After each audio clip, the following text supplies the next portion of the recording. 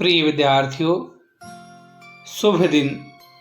आज की विद्युत परिपथ कक्षा में अधिगम उपागम होगा। हिंदी पाठ्यक्रम बाकी सहायक पुस्तिका संचयन भाग 1 से आज हम पढ़ेंगे पाठ 6, जिसका शीर्षक है दिए जल उठे। यह एक यात्रा संस्मरण है, जिसके संस्मरणकार हैं श्री मधुकर उपाध्याय जी। पेशे से आप पत्रकार हैं। आपने राष्ट्रपिता महात्मा गांधी द्वारा की गई दांडी यात्रा का वर्णन किया है।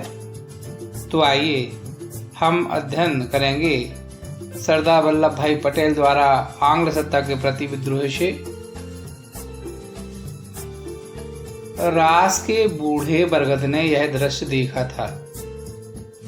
रास के बूढ़े बरगद से आशय है। रास गुजरात का एक शहर है, जिस स्थान से आज़ादी के लिए आंदोलन शुरू हुआ था। उसी स्थान पर वह बूढ़ा बरगद था, जो शायद आज भी है और उस आंदोलन का प्रत्यक्षदर्शी है। दांडी कूच की तैयारी के सिलसिले में वल्लभ भाई पटेल 7 मार्च को रास पहुंचे थे। दांडी कूच से तात्पर्य है गुजरात के समुद्र तट पर एक स्थान है दांडी, जहां पर समुद्र के पानी से नमक बनाया जाता है और उस नमक कानून को तोड़ने का बीड़ा सरदार वल्लभ भाई पटेल और उनके सहयोगी स्वतंत्रता सेनानियों ने उठाया था, जिनमें महात्मा गांधी भी एक थे। उस समय अंग्रेजों ने भारतीयों पर जुल्म करने के लिए प्रकृति द्वारा मुफ्त उपहार नमक पर भी कर स्थापित कर दिया था, जिससे गरीब लोगों की रोटी की भी स्थिति बिगड़ गई थी। उसी नमक कानून को तोड़ने के लिए सरदार वल्लभ भाई पटेल और क्रांतिकारियों ने यह निर्णय लिया था कि 7 मार्च को रास पहुंचेंगे, जहां से दांडी के लिए यात्रा शुरू की जाएगी। उन्हें वहां भाषण नहीं देना था, लेकिन लोगों के आग्रह पर पटेल साहब ने 2 शब्द कहना स्वीकार कर लिया। उन्होंने कहा, भाइयों और बहनों, क्या आप इस आंदोलन के लिए तैयार हैं? इसी बीच मजिस्ट्रेट ने निषेधाज्ञा जारी कर दी थी। निषेध आज्ञा से तात्पर्य होता है बिना सरकार के अनुमति के किसी प्रकार का आंदोलन या सभा करना पूर्णतः वर्जित मानी जाएगी। परंतु पटेल साहब सभा दे चुके थे और भाषण भी दे चुके थे, अतः मजिस्ट्रेट की आज्ञा की अवहेलना हुई और उसी के तहत यह उन्हें गिरफ्तार कर लिया गया। यह गिरफ्तारी स्थानीय कलेक्टर शिलीडी के आदेश पर हुई, जिसे पटेल ने पिछले आंदोलन के समय अहमदाबाद से भगा दिया था। वल्लभ भाई को पुलिस के पहरे में बोरसद की अदालत में ले जाया गया, जहां उन्होंने अपना अपराध कबूल कर लिया। बोरसद भी गुजरात का एक शहर है, जहां अंग्रेजों का जिला केंद्र था और वहां अदालत थी, और उसी अदालत में वल्लभ भाई पटेल को प्रस्तुत किया गया, जिससे कि उन पर मुकदमा चलाया जा सके। जज के समक्ष में समझ में नहीं आ रहा था कि उन्हें किस धारा के तहत और कितनी सजा दें, क्योंकि कोई सभा कर लेने से या कोई भाषण दे देने से कोई उन्हें इतनी बड़ी सजा नहीं दी जा सकती थी। कि आंदोलन को रोका जा सके।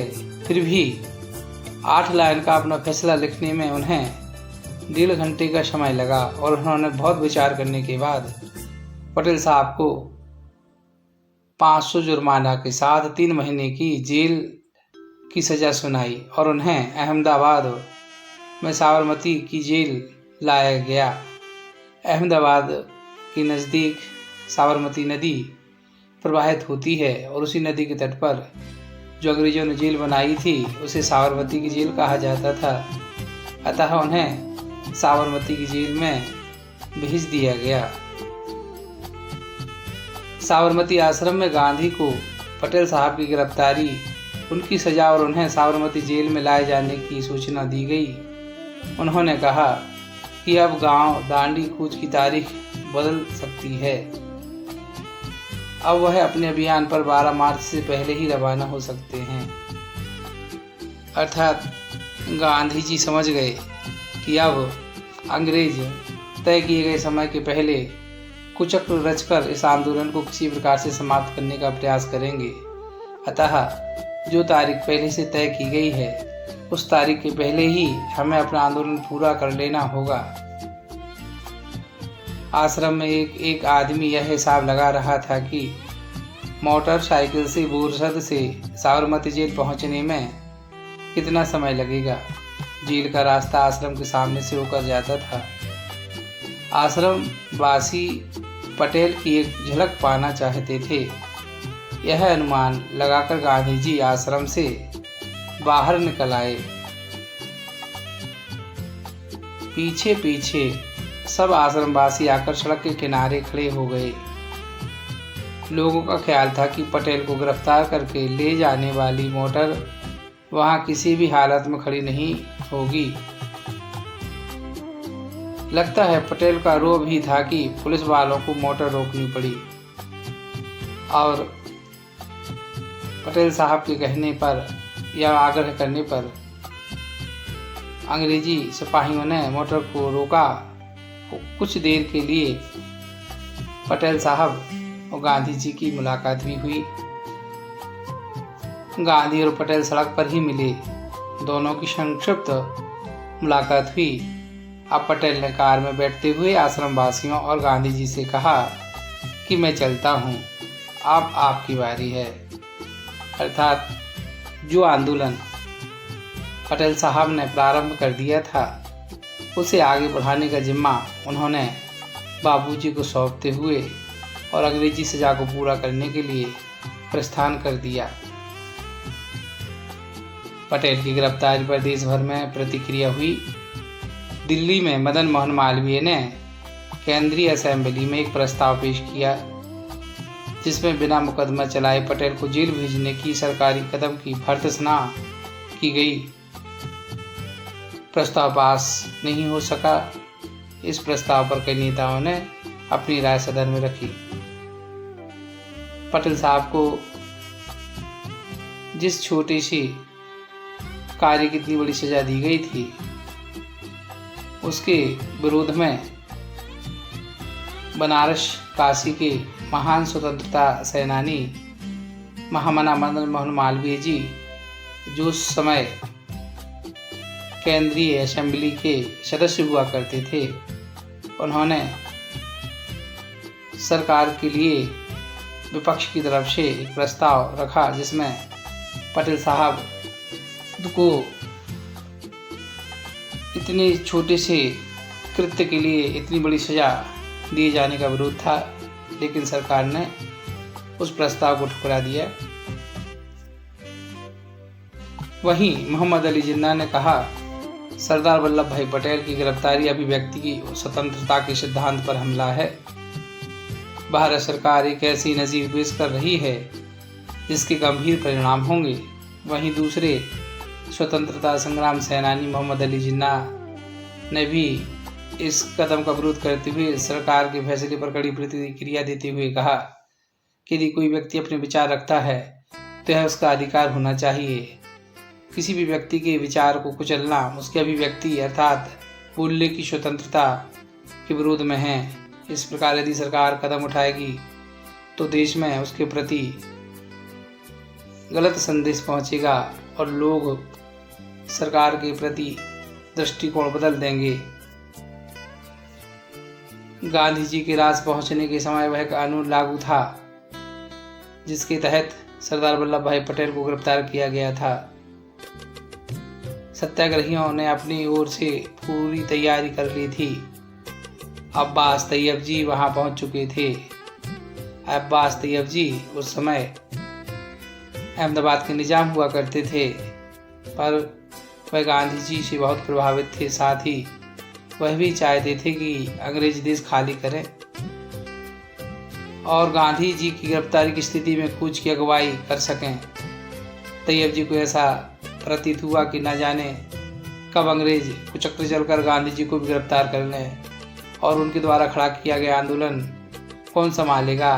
गांधी जी का आंदोलन बीच में न रुके, इसको लेकर गांधी जी के आंदोलन को आगे बढ़ाने की तैयारी करते हुए अब्बास तैयब जी गांधी जी के पास पहुंच गए। बोरसद से निकलने के बाद लगभग सभी आश्वस्त थे कि गांधी जी जलालपुर पहुंचने तक नहीं गिरफ्तार किया जाएगा, लेकिन तैयारी में कोई कमी नहीं थी। रास में गांधी जी का भव्य स्वागत किया गया। तब गांधी जी रास पहुंचे तो वहां के क्रांतिकारियों ने गांधी जी का भव्य स्वागत किया। इसमें दरबार समुदाय के लोग सबसे आगे थे। दरबार समुदाय एक ऐसा समुदाय था जो पहले अंग्रेजों द्वारा नियुक्त किए गए उनके कारिंदे हुए करते थे, जो किसानों से, अन्य कर्मचारियों से बहुत कर वसूल कर और अंग्रेज सरकारों को दिया करती थे। इसके बदले में अंग्रेज सरकार उन्हें ऊंचा ओहदा, उन्हें सेना और धन दौलत मुहैया कराती थी, जिससे उनकी शान और राजपाट बहुत ऊंचा रहता था। लेकिन दरबारियों ने सब सुख सुविधाएं छोड़कर गांधी जी के साथ राष्ट्रभक्ति में आगे आने का प्रयास किया और गांधी जी जब रास पहुंचे तो बहुत से दरबार गांधी जी के स्वागत के लिए वहां पहुंच गए। इनमें दरबार गोपाल दास तो रविशंकर महाराज वहां मौजूद थे। गांधी ने अपने भाषण में खासतौर पर दरबारों का उल्लेख किया है। कुछ दरबार रास में रहते हैं, पर उनकी बस्ती कनकापुरा और उससे सटे गांव देवण में है। दरबार लोग रियासतदार होते थे, उनकी साहिबी होती थी, ऐसो आराम की जिंदगी थी। एक तरफ का राजपाट था। दरबार अब सब छोड़कर यहाँ आकर बस गए हैं। गांधी जी ने इस प्रकार दरबारों के संबंध में चर्चा की। गांधी जी ने कहा, इनसे आप त्याग और हिम्मत सीखें। अखिल भारतीय कांग्रेस कमेटी की बैठक 21 मार्च को साबरमती के आश्रम के तट पर होने वाली थी। जवाहरलाल नेहरू इस बैठक में पहले गांधी जी से मिलना चाहते थे। उन्होंने संदेश भिजवाया, जिसके जवाब में गांधी जी ने रास में अपनी जनसभा से पहले एक पत्र लिखा और कहा कि उन तक पहुंचना बहुत कठिन है। तुमको पूरी एक रात जागरण करना पड़ेगा। कल रात से पहले वापस लौटना चाहते हो तो उससे बचा नहीं जा सकता। मैं उस समय जहां भी रहूंगा, संदेश वाहक तुम्हें वहां ले आएगा। इस प्रयाण की कठिनतम घड़ी में तो मुझसे मिल रहे हो। तुमको रात के लगभग 2 बजे जाने पर के मछुआरों के कंधों पर बैठकर एक धार पार करनी पड़ेगी। मैं राष्ट्र के प्रमुख सेवक के लिए भी प्रयाण में जरा भी विराम नहीं दे सकता। वल्लभ भाई की गिरफ्तारी के कारण रात में आम लोगों के बीच सरकार के खिलाफ प्रतिक्रिया स्वाभाविक थी। गांधी जी की आम सभा से पहले ही गांव के सभी पुश्तैनी मुखिया और पटेल उन्हें अपना इस्तीफा सौंप गए। अर्थात उस समय अंग्रेजों द्वारा नियुक्त किए गए प्रत्येक गांव के प्रधानों ने भी गांधी जी का साथ देते हुए और गांधी जी को अपने इस्तीफे सौंप दिए। गांधी ने दांडी कूच शुरू होने से पहले भी यह निश्चय कर लिया था कि वह अपनी यात्रा ब्रिटिश आधिपत्य वाले भूभाग से नहीं करेंगे। किसी राजघराने के इलाके से नहीं जाएंगे। लेकिन उन्हें थोड़ी देर के लिए बड़ौदा रियासत से गुजरना पड़ा। उस समय बड़ौदा एक बहुत बड़ी रियासत थी जिस पर अंग्रेजों का कब्जा था। ऐसा न करने पर यात्रा करीब 20 किलोमीटर लंबी हो जाती और इसका असर यात्रा कार्यक्रम पर पड़ता। सत्याग्रही गाजे बाजे के साथ रास में दाखिल हुए। गांधी जी को वहां एक धर्मशाला में ठहराया गया, जबकि बाकी सत्याग्रही तंबुओं में रुके। रास की आबादी करीब 30,000 थी, लेकिन उनकी जनसभा में करीब 20,000 लोग थे। अपने भाषण में गांधी ने पटेल की गिरफ्तारी का जिक्र करते हुए कहा, सरदार को यह सजा उनकी देश सेवा के पुरस्कार के रूप में मिली है। उन्होंने सरकारी नौकरियों से इस्तीफे का उल्लेख किया और कहा कि कुछ मुखी और तलाटी गंदगी पर मक्खी की तरह चिपके हुए हैं, अर्थात कुछ मुखिए और कुछ कारिंदे आज भी अंग्रेजी गुलामी में लगे हुए हैं और अपने ही देशवासियों का खून चूस रहे हैं। उन्होंने कहा, आप लोग कब तक गांवों को चूसने में अब उनका योगदान देते रहेंगे?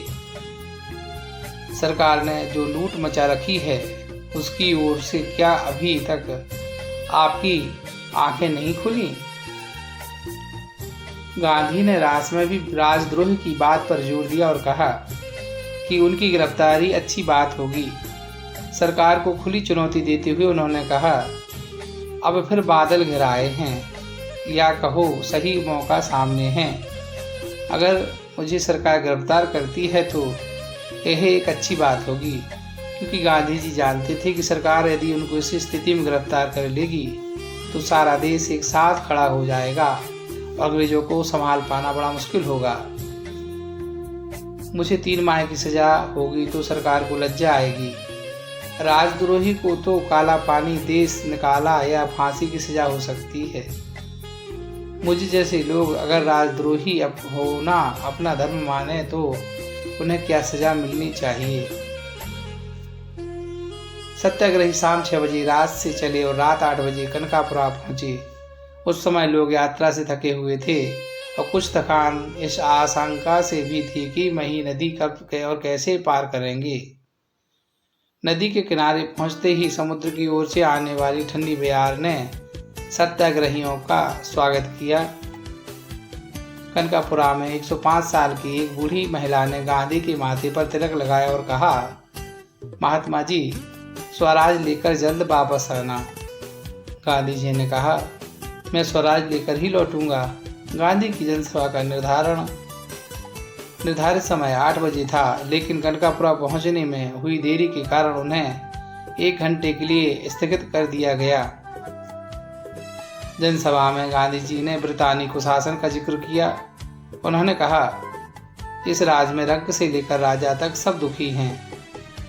राजों महाराजों और जैसे सरकारी नचाती है नाचने को तैयार हैं। यह राक्षसी राज है, इसका संहार करना होगा। ब्रितानी राज से यहाँ तात्पर्य है ब्रिटिश आधिपत्य का शासन, अर्थात अंग्रेजों का शासन। रास्ते में रेतीली सड़कों के कारण यह प्रस्ताव किया गया कि गांधी जी थोड़ी यात्रा कार से कर लें। गांधी ने इससे साफ इनकार कर दिया। उनका कहना था कि यह उनके जीवन की आखिरी यात्रा है और ऐसी यात्रा में निकलने वाला वाहन का प्रयोग नहीं करता। यह पुरानी रीति है। धर्म यात्रा में हवाई जहाज, मोटर या बैलगाड़ी में बैठकर जाने वाले को लाभ नहीं मिलता। यात्रा में कष्ट सहें, लोगों की सुख दुख समझें, तभी सच्ची यात्रा होती है। ब्रिटिश हुक्मरानों ने एक वर्ग ऐसा भी था जिन्हें लग रहा था कि गांधी और उनके सत्याग्रही मही नदी के किनारे अचानक नमक बनाकर कानून तोड़ देंगे। समुद्री पानी नदी के तट पर काफ़ी नमक छोड़ देता है, जिसकी रखवाली के लिए सरकारी नमक चौकीदार रखे जाते हैं। गांधी ने भी कहा कि यहाँ नमक बनाया जा सकता है। गांधी को समझाने वाले वरिष्ठ अधिकारी इस बात पर सहमत नहीं थे कि गांधी कोई काम अचानक और चुप्पी से करेंगे। इसके बाद भी उन्होंने नदी के तट के सारे नमक भंडार हटा दिए और उन्हें नष्ट कर दिया ताकि इसका खतरा ही ना रहे।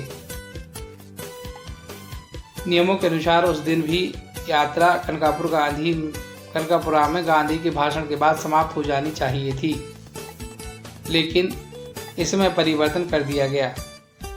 यह तय किया गया कि नदी को आधी रात के समय समुद्र का पानी चढ़ने पर पार किया जाएगा, ताकि कीचड़ और दलदल में कम से कम चलना पड़े। रात 10:30 बजे सत्याग्रही भोजन के बाद नदी की ओर चले। आधी रात में गांधी को करीब 4 किलोमीटर दलदल में चलना पड़ा। कुछ लोगों ने गांधी को कंधे पर उठा लेने की सलाह दी, पर उन्होंने मना कर दिया। कहा, यह धर्म यात्रा है, चलकर पूरी करूंगा।